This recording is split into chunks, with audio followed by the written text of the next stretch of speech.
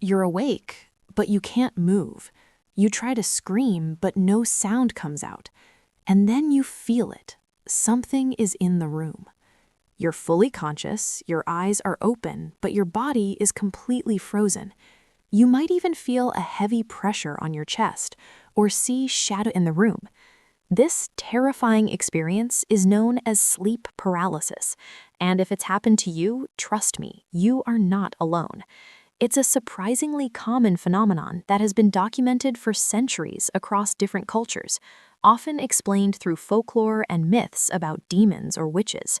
But today, we're going to strip away the superstition and look at the science behind what's really happening to your brain and body during an episode of sleep paralysis.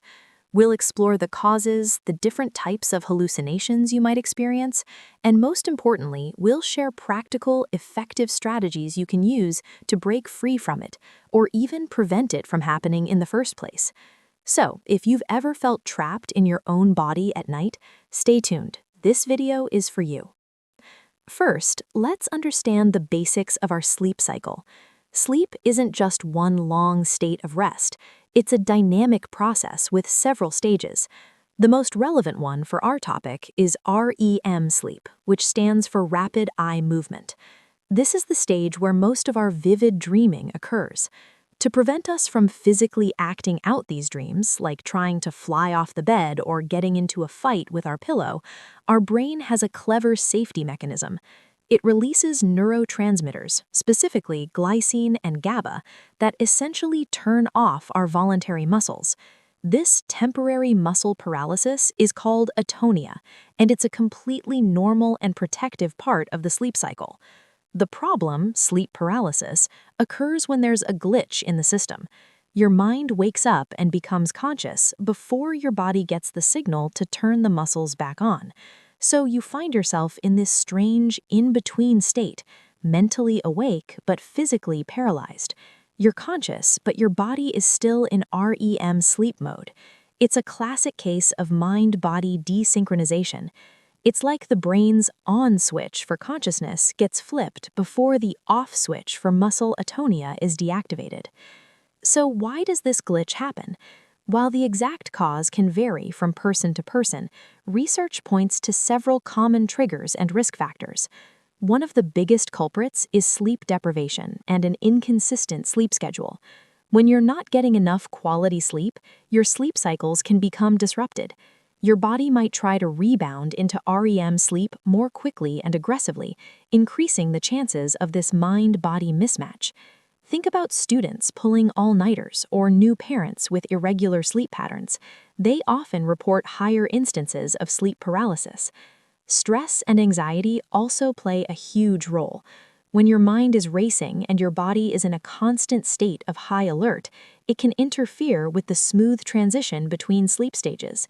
It's like your nervous system is too amped up to follow the normal sleep protocol. Certain mental health conditions like post-traumatic stress disorder or panic disorder are also strongly linked to sleep paralysis. Beyond lifestyle factors, your sleeping position can surprisingly make a difference. Many people report experiencing sleep paralysis more frequently when sleeping on their back, a position known as supine sleep. The exact reason isn't fully understood, but one theory suggests that this position can make airway obstructions like those in sleep apnea more likely. These brief interruptions in breathing can jolt the brain partially awake while the body remains in REM atonia, triggering an episode. Lastly, there can be a genetic component. If you have family members who experience sleep paralysis, you might be more predisposed to it yourself. Certain medications can also influence sleep architecture and become a trigger. So it's often not just one thing, but a combination of factors that creates the perfect storm for a sleep paralysis episode. Now, let's talk about the really scary part, the hallucinations. These aren't just regular dreams, they feel incredibly real because you are, for all intents and purposes, awake. These experiences generally fall into three categories. First, we have intruder hallucinations. This is the classic feeling that there is a malevolent presence or person in the room with you. You might see a dark, shadowy figure standing in the corner, by your bed, or even looming over you. You can't see it clearly, but you feel its presence with absolute certainty. This is often accompanied by intense fear and a sense of dread. Your brain, trying to make sense of the paralysis and the heightened state of fear, essentially generates a threat to explain the sensation. The second type is incubus or chest pressure hallucinations. People describe feeling a heavy weight on their chest, making it difficult to breathe. They might feel like they are being suffocated, choked, or held down. This sensation is likely a combination of the real muscle atonia affecting the chest muscles, paired with the brain's panicked interpretation of that physical feeling. The paralysis makes normal breathing feel more labored, and your fearful mind fills in the blanks with a terrifying narrative. The third category is vestibular motor hallucinations. These are sensations of movement, like floating, flying, falling, or having an out-of-body experience. You might feel as though you're being dragged out of bed or spinning around the room. These hallucinations are thought to stem from the brain's motor and spatial awareness systems becoming active, while your body is still immobile. Your brain is generating movement signals, but since your body can't respond, you experience it as a disembodied sensation of motion. It's important to remember that as terrifying as these hallucinations are, they are a product of your brain trying to interpret a confusing state.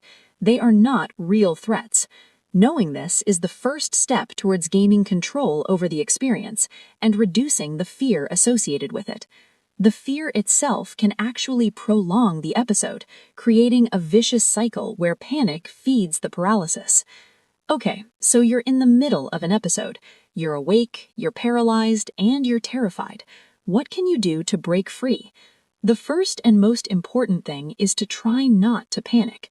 I know it's easier said than done, but remember that the episode is temporary and harmless. Panicking and struggling against the paralysis often makes it feel stronger and last longer. Instead of fighting your whole body, focus your attention on a very small part of it. Try to wiggle a single finger or a toe. Concentrate all your mental energy on just that one tiny movement. Often, successfully moving one small muscle can be enough to break the spell and send a signal to your rest of your body to wake up. Another technique is to control your breathing. The feeling of suffocation is a hallucination of sorts. Remind yourself that you are breathing. Focus on taking slow, deliberate breaths. This not only helps calm your nervous system, but can also help you regain a sense of control over your body. Another effective method is to try and make a sound. Since your major muscles are paralyzed, shouting might be impossible, but you might be able to make a small groan, a cough, or control the muscles in your face. Try scrunching up your face or moving your eyes rapidly from side to side. These actions can sometimes be enough to disrupt the REM atonia and fully awaken your body. If you have a partner who knows about your sleep paralysis, you can agree on a signal. For example, if they hear you making small moans or notice irregular breathing, they can gently touch or speak to you, which can instantly pull you out of the episode. The key is to shift your brain's focus. By concentrating on a specific, voluntary action, be it a wiggling finger, a controlled breath, or a facial movement, you are essentially overriding the paralysis signal and rebooting the connection between your mind and your muscles. Now, let's move on to prevention. As they say, an ounce of prevention is worth a pound of cure. The best way to deal with sleep paralysis is to stop it from happening in the first place. The number one strategy here is to prioritize your sleep hygiene.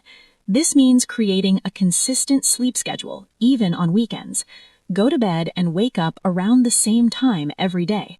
This helps regulate your body's internal clock and promotes smoother transitions between sleep stages. Aim for 7 to 9 hours of quality sleep per night. Create a relaxing bedtime routine to help you wind down. This could include reading a book, taking a warm bath, listening to calm music, or practicing meditation.